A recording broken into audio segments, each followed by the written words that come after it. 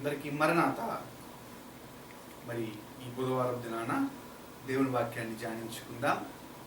ఆదికాండము 21వ అధ్యాయము 12వ వచనాన్ని చదువుకుందాం. ఆదికాండము 21వ అధ్యాయము 12వ వచనాన్ని చదువుకుందాం. అయితే దేవుడు ఈ చిన్నవాని బట్టియు నీ దాసిని బట్టియు నీవు దుఃఖపడవద్దు. శారా నీతో చెప్పు ప్రతి విషయములో ఆమె మాట వినుము. ఇస్సాకు వలన అయినది నీ సంతానం అనబడును. ఆమేన్. ప్రార్థన చేసుకుందాం. దయానిధివైన మా తండ్రి, రక్షకానికి అనేక స్తోత్రములు నాయన. ఈ బుధవారపు దినముందు నాయన నీ యొక్క వాక్యాన్ని ధ్యానించుకొని ఉండగా నీ యొక్క జ్ఞానమును మాకు అనుగ్రహించి నాయన ఆత్మ చెప్పు మాటలు చెవిగలవాడు వినుగాక అన్నట్లు వినగలిగిన చెవులను గ్రహించగలిగిన జ్ఞానమును మాకెల్లరికూ మీరు అనుగ్రహించి మీరు వాక్యం ద్వారా మాతో మాట్లాడమని వాక్యమై ఉన్న యేసు పేరట వేడుకొనుచున్నాం మా పరమ తండ్రి. ఆమేన్. అందరికీ మరణాత. ప్రియ దేవుని విశ్వాసులారా, మరి చదవబడిన వాక్య భాగమును బట్టి మనము చూసినట్లయితే ఇక్కడ మనకు కనిపించున్న వ్యక్తి ఎవరు అంటే అబ్రహాము. అబ్రహాంతో దేవుడు మాట్లాడుతూ తన కుమారులు అయిన మరి ఇస్సాకు, ఇష్మాయేలు ఇరువురి గురించి దేవుడు అబ్రహాముతో మాట్లాడుతున్న కొన్ని సంగతులను మనం ఈరోజు వాక్యం ద్వారా ధ్యానించుకుందాం. మరి ఈ యొక్క నేటి దిన వాక్యాంశము, ఎందుకు దేవుడు ఇష్మాయేలుని కాదన్నాడు, ఎందుకు దేవుడు ఇస్సాకుని ఎన్నుకున్నాడు, ఈ యొక్క వాక్యాన్ని కానీ మనం గమనించినట్లయితే వారి యొక్క జన్మము నుండి మనము ఈ యొక్క చదవబడిన వాక్య భాగం వరకు మనము తెలుసుకొనవలసిన వారమై ఉన్నాము. కొన్ని సంగతులు దేవుడు ఇష్మాయేలు, ఇస్సాకు విషయంలో మనం చూస్తే దేవుడు అబ్రహాముని ఆశీర్వదించాడు. ఏమనంటే నీ నుండి భూమి అంతా మీది నీ యొక్క జనాంగము ఆశీర్వదింపబడుతుంది. ఇసుక రేణువులరే నీ యొక్క జనాన్ని ఆశీర్వదిస్తాను, అభివృద్ధి చేస్తాను అన్న దేవుడు ఇక్కడ అబ్రహాము నుండి 2 ప్రపంచములో పెద్ద జనాంగాల్ని బయటికి తీసుకొస్తున్నాడు. ఇష్మాయేలు అరబ్బీలందరికీ కూడా మూల పురుషుడు. ఇస్సాకు యూదులైన వారికి, నేటి కాల క్రైస్తవులకు ఇస్సాకు ఒక మూల పురుషుడు. మరి ఈ 2 జనాంగాలకి మూలం ఎక్కడుందంటే అబ్రహాంలో మనకు కనబడుతుంది. కానీ ఇష్మాయేలు పెద్దవాడు, ఇస్సాకు చిన్నవాడు. దేవుడు చెప్పిన మాట, శారా చెప్పిన మాట విను, ఇష్మాయేలుని హాగర్ని పంపించేసి ఇస్సాకు వలన వచ్చిందే నీ సంతానం అనబడతాది, వాళ్ళనే నేను ఆశీర్వదిస్తాను అని దేవుడు ఎందుకు చెప్పాడు? మరి దేవుడు చెప్పిన ఈ యొక్క మాట మరి ఆయనకి ఏమైనా పక్షపాతం ఏమైనా ఉందా? నేను వీరినే ప్రేమించాలి లేకపోతే వీరినే నేను ఇష్టపడాలి అని దేవుడు ఏమైనా ఒకరి వైపే ఉంటాడా? సమస్త జనాల మొత్తానికి దేవుడు కదా, అన్యజనులకు అందరికీ నేను దేవుడిని చెప్పాడు కదా, అందరి వంశాలు నీ ద్వారా ఆశీర్వదింపడతాను అబ్రహాముకు చెప్పాడు కదా దేవుడు. మరి అలా చెప్పిన దేవుడు ఇలా ఎందుకు చేశాడు, ఏమిటి దీనికి కారణం అన్నది మనం ఈరోజు వాక్యంలో చూద్దాం. రాబోయే దినాల్లో కూడా మనం ఈ యొక్క పెద్ద చిన్న అన్న ఈ యొక్క అంశాల మీద మనం అనేక విషయాలను ధ్యానించుకుందాం. ఎందుకంటే జ్యేష్ఠత్వం అనేది ఏ యొక్క కుటుంబంలో అయినా చాలా ప్రాముఖ్యమైన అంశం. ఎందుకనంటే పెద్దవారికి కుటుంబంలో అధికమైన ఆసక్తి కుటుంబంలోని తల్లిదండ్రులు ఇస్తారు. వారు ఎక్కువ ప్రేమను చూపిస్తారు. ఎందుకనంటే వారి యొక్క బలమునకు మొదటి బహుమానం వారు కనుక కుటుంబంలో పెద్దవారికి ప్రాముఖ్యత ఎక్కువ ఉంటుంది. కానీ నువ్వు నేను దేన్నైతే ప్రాముఖ్యంగా భావిస్తున్నామో దాన్ని దేవుడు కాదని ఇంకొక దాన్ని ఎందుకు ఎంచుకుంటున్నాడు? దేవుడికి చిన్నవారంటే ఇష్టమా, లేకపోతే దేవుడు పెద్దవారిని ఇష్టపడట్లేదా అన్న యొక్క మాటల గురించి మన వాక్యంలో ధ్యానించుకున్నట్లయితే ఈ యొక్క ఇరువురు బాలురు ఒక ఆయన పేరు ఇష్మాయేలు, ఒక ఆయన పేరు ఇస్సాకు. ఈ ఇష్మాయేలు ఇస్సాకు, ఇష్మాయేల్ అంటే అర్థము దేవుడు వినును, ఇస్సాకు అంటే అర్థము నవ్వు, ఈయన ద్వారా నవ్వు కలుగుతుంది అన్నది ఇస్సాకు అన్న పేరుకి అర్థము. మరి ఇష్మాయేల్ తల్లి హాగరు, ఇస్సాకు తల్లి శారా. మరి ఇరువురికి తండ్రి ఎవరంటే అబ్రహామై ఉన్నాడు. మరి అబ్రహాము 75 సంవత్సరాల వయసు అప్పుడు దేవుడు పిలవగా తన స్వజనులను, తన సొంత ఊరి వారిని, తన కుటుంబీకులను, బంధువులను అందరిని విడిచిపెట్టి శారాని, లోతుని, వారికి ఉన్న వాటిలన్నింటినీ వదిలివేసి వారి శారాతో లోతుతో పాటు బయలుదేరి వచ్చేసి కానాను చేరాడు. కానాను చేరిన తర్వాత కొన్ని సంవత్సరాలకి కరువు వచ్చినప్పుడు ఐగుప్తు దేశానికి వెళ్ళినట్టు బైబిల్ గ్రంథంలో కనబడుతుంది. ఐగుప్తు దేశం వెళ్ళినప్పుడు వీరు అక్కడ ఆ ఫరో రాజు వీరు దేవుని బిడ్డలని గ్రహించి వీరికి ఆ యొక్క రాజ్యంలో ఉన్నవి వీరికి కావాల్సినవన్నీ బహుమానంగా ఇచ్చి పంపించినప్పుడు వీరితో పాటు వచ్చినది ఎవరంటే హాగరు అనే ఒక దాసురాలు. అందుకని మనము ఆదికాండము 16వ అధ్యాయము 1వ వచనంలో చదువుకుంటే, అబ్రాము భార్య అయిన శారాయి అతనికి పిల్లలు కనలేదు, ఆమెకు హాగరు అను ఐగుప్తురాలైన దాసి ఉండెను. ఇక్కడ శారా దగ్గర ఉన్న దాసి ఎవరంటే ఐగుప్తురాలు. వీరు ఎప్పుడైతే మొదట్లో 85 సంవత్సరాలు 80 సంవత్సరాల వయసులో ఐగుప్తు నుండి మరలా కానాడు చేరారో, చేరినప్పుడు అక్కడి నుండి వీరు ఒక దాసిని తెచ్చుకున్నారు. ఆ దాసి ఇప్పుడు 85 సంవత్సరాల వయసు కలిగిన అబ్రహాము వివాహం చేసుకోవటము. అక్కడ శారా చక్కగా ఒక మాట చెప్తాది, ఆమె ద్వారా కనినవాడు నా కుమారుడు అవ్వాలి. 16వ అధ్యాయము 2వ వచనాన్ని చదువుకుంటే, ఇదిగో నేను పిల్లలు కనకుండా యెహోవా చేసి ఉన్నాడు, నీవు దయచేసి నా దాసితో పొమ్ము, ఒకవేళ ఆమె వలన నాకు సంతానం కలుగవచ్చునని అబ్రాముతో చెప్పెను. ఆమె వలన ఎవరికి సంతానం అని అంటే నాకు సంతానం కలుగుతాది అంటే హాగరు పిల్లల కంటే ఆ పిల్లవాడు నా పిల్లవాడు. దీనిని ఈరోజు మనం భాషలో ఏమంటారంటే సోరగెసి అంటారు. సోరగెట్ మదర్ అంటే నేను గర్భం ధరించలేనప్పుడు ఇంకొక ఆమె దగ్గర మరి ఆమె యొక్క బిడ్డని నా బిడ్డగా తీసుకోవటము. దీన్ని కొంతమంది అడాప్షన్ అంటారు, లేకపోతే సోరగసి అని అంటే ఏంటంటే నా భర్త ద్వారానే నీ కుమారుడు కలుగుతాడు, కానీ ఆ కుమారుడు నా కుమారుడు అనబడతాడు అన్న ఉద్దేశం కలిగిన శారా హాగర్ని మరి అబ్రహాముకి ఇచ్చి పెళ్లి చేయటం అన్నట్టు మనకు కనబడుతుంది. మరి అక్కడ పుట్టిన ఇష్మాయేలు అప్పుడు అబ్రహాం వయసు ఎంత అంటే 85 సంవత్సరాలు. అబ్రహాంకి 86 సంవత్సరం అప్పుడు ఇష్మాయేలు పుట్టడం మనకు తెలుస్తుంది.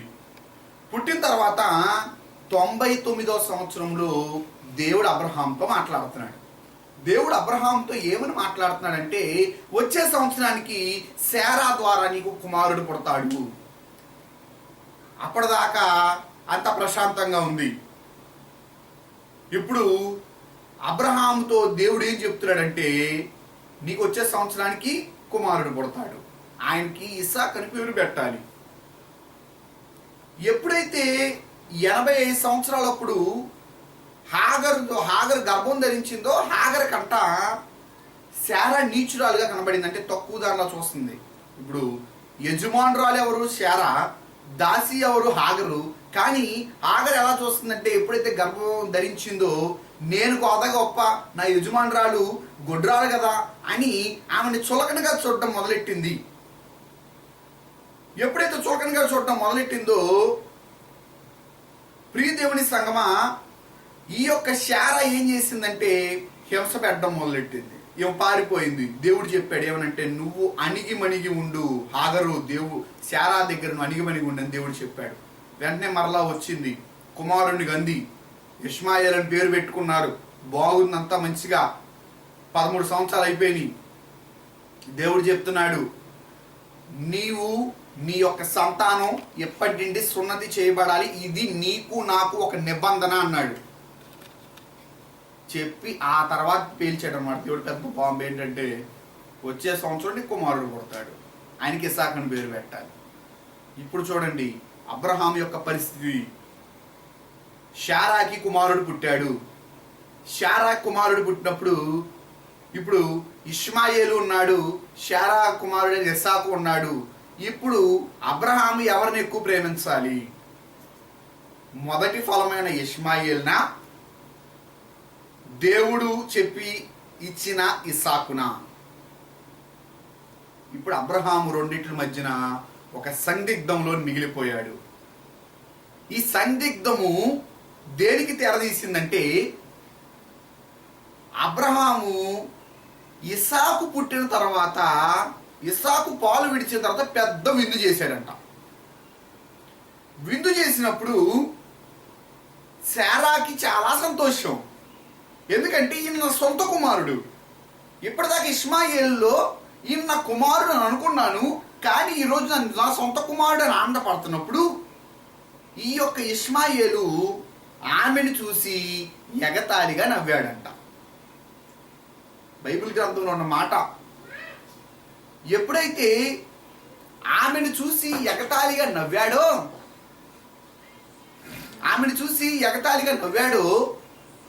వెంటనే ఆమెకి ఏమొచ్చిందనంటే కోపం వచ్చింది. కోపం వచ్చి చెబుతున్న మాట ఏంటంటే, అయితే నువ్వు అబ్రహాం గారు మీరేం చేయాలంటే ఇప్పుడు ఆ యొక్క దాసి కుమారుడైన ఆ ఇష్మాయేల్ని పంపించేసేయండి. వాళ్ళు వద్దు, ఇక్కడ నా కుమారుడే ఉండాలి, నా కుమారుడితో వాడి వారసుడిగా ఉండకూడదు అని చెప్తుంది.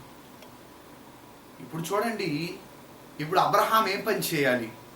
దేవుడు ఎందుకు ఇప్పుడు ఇస్సాకుని ప్రేమించాడు, ఇష్మాయేల్ని ఎందుకు ఇష్టపడట్లా? ఇష్మాయేల్ వద్దు, అబ్రహాము ఇస్సాకు ద్వారా నీ సంతానం ఎందుకు అంటున్నాడు? ఇష్మాయేల్ నుండి దేవుడు ఒక గొప్ప జనాంగాన్ని, ఆయన ప్రేమించే జనాంగాన్ని ఎందుకు తీసుకురాలా అంటే మనం కొన్ని కారణాలను చూద్దాం. మొట్టమొదటిది, ఇష్మాయేల్ కూడా ఒక గొప్ప జనాంగానికి మూల పురుషుడే, కానీ ఇష్మాయేల్లో ఏమీ లేదంటే ప్రేమించే మనస్తత్వం లేదు. రెండవది, ఇష్మాయేలులో ఏం లేదనంటే ఇష్మాయేలులో ఆకతాయితనం ఉంది, ఎక్కిరించేతనం ఉంది. మూడవది, ఇష్మాయేల్లో ఏమి లేదనంటే ఇష్మాయేలు సాధు అయిన మనిషి కాదు. బైబిల్లో ఉన్న మాట, ఇష్మాయేల్ అంట విలుకాడు, అంటే బాణాలు వేసేవాడు, అంటే హింసాపాత్రుడు ఇష్మాయేల్. కానీ ఇస్సాకు అలాంటి వాడు కాదు. ఈ యొక్క అబ్రహాం యొక్క పూర్వం మనం గమనిస్తే, అబ్రహాము వీరందరూ కూడా గొర్రెల కాపరులు, మందని కావచేవారు. దేవుడికి ఎలాంటి వారు కావాలంటే స్వయంగా దిగిపోయి హింసించేవారో కొట్టేవారో కాదు దేవుడికి కావాల్సింది, కాచేవారు దేవుడికి కావాలి. ఆది నుండి దేవుడు చెప్పిన మాట అదే. ఆదాముతో కాయమన్నాడు, బల్లర్పించిన హేబేల్నే ఆయన స్వీకరించాడు. హేబేల్ కూడా అక్కడ మనం చూస్తే మందాల కాపరి. అదేవిధంగా నోవాహు ఆయన కుటుంబం కూడా సాధు అయిన వారు, అందరు తిరుగుతున్నా కూడా లేం మాట్లాడరు. అంటే దేవుడికి ఎలాంటి వారు కావాలంటే శాంతి సమాధానాలు కలిగిన వారు కావాలి. ఇస్సాకు అలాంటి వాడు. అందుకనే దేవుడు ఇష్మాయేల్ని కాకుండా ఇస్సాకుని ఎన్నుకుంటా మనకు కనబడుతుంది. ప్రియ దేవుని విశ్వాసులారా, ఇష్మాయేల్లో హాగరు యొక్క లక్షణాలు పుష్కలంగా కనబడుతున్నాయి. ఎందుకనంటే తల్లి లక్షణాలు, తండ్రి లక్షణాలు ఏవో ఒకటి బిడ్డలకు తప్పనిసరిగా వస్తాయి. ఇక్కడ తల్లి లక్షణాలు పుష్కలంగా ఉన్నాయన్నమాట. తల్లి ఎప్పుడైతే గర్భం ధరించిందో, శారాన్ని నీచంగా ఎలా చూసిందో, ఈయన కూడా ఏం చేస్తున్నాడంటే ఇస్సాకు కింద పెద్ద విందు చేసేటప్పటికి చూస్తున్నాడు. నాకంటేనా, నేను కదా పెద్ద కుమారుణ్ణి, గర్వపడుతున్నాడు.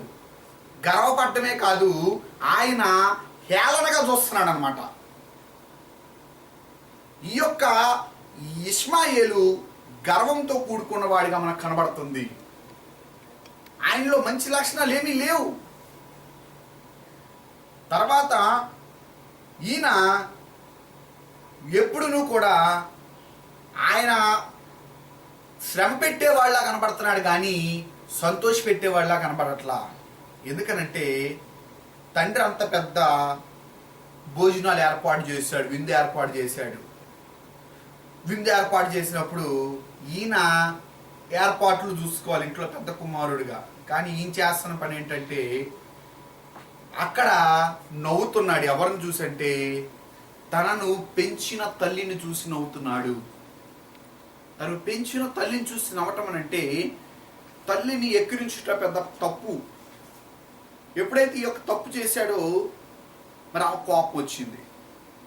నిజమే, ఆమె పెంచిన తల్లే కావచ్చు, కానీ ఈ రోజున ఆ ఇష్మాయేలుకి ఆ స్థానం రావటానికి కారణమే శారా. ఎందుకంటే శారా ముందేమో ఏం మాట ఇచ్చిందంటే ఆమె ద్వారా కలిగిన కుమారుడు నా కుమారుడు అవ్వాలి. కానీ అక్కడితో ఆ నవ్వటాన్ని బట్టి ఎక్కిరించడాన్ని బట్టి ఈయన ఏం కోల్పోయాడంటే ఆమె కుమారుడు అన్న స్థాయిని కోల్పోయాడు. అందుకే ఆమె చెప్తుంది, నా కుమారుడితో పాటు వీడు ఉండకూడదు, నా కుమారుడే వారసుడు అవ్వాలి. ఈయన ఆయనలో సాధువైన జీవితము, సాత్వికమైన జీవితం లేకపోవటం వలన ఇష్మాయేలు దూరం అయిపోయాడు అబ్రహాంకి. మనం అనుకుంటాం దేవుడికి అన్నీ తెలుసు కదా, దేవుడు మార్చవచ్చు కదా అనుకుంటాం. కానీ ప్రియ దేవుని విశ్వాసులారా, దేవుడు నరుడికి స్వాతంత్రం అనే ఒక గొప్ప లక్షణాన్ని ఇచ్చాడు. అన్ని దేవుడు చేసే పనులు కాదు, కొన్ని మానవ తప్పిదాలు అన్నమాట. చక్కగా దాసీగా ఉన్నామా, నీకు శారా ఉన్నతమైన స్థానం ఇచ్చినప్పుడు శారాని అంటిపెట్టుకుని ఉంటే, లేకపోతే శారాకి అనుగుణంగా నడుచుకుంటే ఇష్మాయేల్ ద్వారానే గొప్ప సంతానం వచ్చేదేమో. అప్పటికి ఆమె వేదన పడి ఎంతో బాధపడి ప్రార్థన చేస్తుంటది శారా. ఇగో దేవా, చూసావా, నేను మంచికి పోయినా కూడా నాకు చెడు ఎదురైంది. నాకు ఒక సంతానం ఉంటే చాలనుకున్నా, ఆమె సంతానం నా సంతానం అనుకున్నా, కానీ ఆమె ఏం చేస్తుందంటే నన్ను విక్రిస్తుంది. ఆ లక్షణాలన్నీ కూడా ఎవరిలో కనబడుతున్నాయి అంటే ఇష్మాయేల్లో కనబడుతున్నాయి. నిజమే. తర్వాత ఈ హాగరు ఆ యొక్క అరణ్యంలో ప్రార్థన చేసింది, నా కుమారుడు చచ్చిపోతాడని బాధపడింది. దేవుడు వారిని స్వస్థపరిచాడు, దేవుడు వారిని కాపాడాడు, దేవుడు వారిని ఉన్నతమైన జనాంగంగా చేశాడు. కానీ ఆయన ద్వారా ప్రేమించబడిన జనాంగంగా ఇష్మాయేలు మారకపోవడానికి గల కారణం ఏంటంటే వారు చేసిన ఇష్మాయేలును ఆయన తల్లి అయిన హాగరు చేసిన చిన్న తప్పిదం, పెద్దదేం కాదు. అవిధేయత దేవుడికి, లేకపోతే వారిని ప్రేమించుతున్న వారికి, లేకపోతే ఆయన పోషించుతున్న వారికి వీరు విధేయత చూపించకపోవటం వల్ల ఈ పాపం ఇది వారు దూరం అయిపోయారు. మరి ఒకటి మనం చూస్తే దేవుని యొక్క నిబంధన ఇస్సాకు ద్వారా స్థిరపరచబడింది. ఎలా స్థిరపరచబడింది అంటే దేవుడు చెప్పాడు, నీవు నీ సంతానం మరి సున్నతి చేయబడాలి అని. చేయబడాలని చెప్పిన దేవుడు అబ్రహాం ఎప్పుడు సున్నతి చేయించుకున్నాడంటే 99 సంవత్సరాల వయసులో. ఇష్మాయిల్ ఎప్పుడు చేయించుకున్నాడంటే 13 సంవత్సరాల వయసులో. కానీ ఇస్సాకు మాత్రం 8వ దినాన్ని సున్నతి చేయబడ్డాడు. అంటే నిబంధన జన్మం నుండి ప్రారంభమైంది ఎవరి ద్వారా అంటే ఇస్సాకు ద్వారా. ఇష్మాయేలు శారీరక పుత్రుడు, కానీ ఇస్సాకు వాగ్దాన పుత్రుడు. దేవుడు వాగ్దానం ఇచ్చాడు, దేవుడు శారా మొరను విన్నాడు, దేవుడు శారా యొక్క కష్టాన్ని చూశాడు, దేవుడు శారా అబ్రహాముల యొక్క బాధను చూసి, వారి యొక్క శ్రమను చూసి దేవుడు వారితో చెప్పిన మాటలేవి, నీకు వచ్చే సంవత్సరానికి కుమారుడు కలుగుతాడు. ఈ యొక్క మాటను మనం చూస్తే అది ఒక చాలా గొప్ప ఆశ్చర్యకరమైన సంగతి. ఎందుకనంటే యేసుక్రీస్తు ప్రభు జన్మంలో మనకి పరిశుద్ధాత్మల గర్భం ధరించటం అది ఒక అద్భుత కార్యం. అలాగే శారా గర్భం ధరించడం కూడా ఒక అద్భుత కార్యం. ఎందుకనంటే ఆమె యొక్క స్త్రీ ధర్మం నిలిచిపోయింది. స్త్రీ ధర్మం నిలిచిపోయాక పిల్లలు పుట్టడం అన్నది అసంభవం. కానీ ఆమె ప్రార్థన ఏం చేసిందంటే ఆమెకు ఒక వాగ్దాన కూతురుని ఇచ్చింది. దేవుడు చేసిన ఒక గొప్ప ఆశ్చర్య కార్యము. అందుకని ప్రియ దేవుని విశ్వాసులారా, ఇష్మాయేలు కన్నా దేవుడు ఇస్సాకుని ఇష్టపడ్డాడు. ఇష్మాయేల్ని ఇష్టపడేవాడేమో, ఇష్మాయేలు సరిగ్గా దేవుడికి ఇష్టమైనట్టు అనుగుణంగా ఉండి ఉంటే, దేవుడు ఇస్సాకుని ఊరికే ఇష్టపడలా, దేవుడికి ఇష్టంగా ఇస్సాకు ఉన్నాడు. కానీ దేవుడికి ఇష్టంగా ఈ యొక్క ఇష్మాయేలు లేడు. కారణం ఏంటంటే ఇష్మాయేలు యొక్క తల్లి ఆయనని పరిపూర్ణంగా ప్రార్థనా జీవితంలో పెంచలేకపోయింది, పరిపూర్ణంగా దేవుడి వైపు తిప్పలేకపోయింది. అందుకని పెద్దల్ని గౌరవించడం రాలా,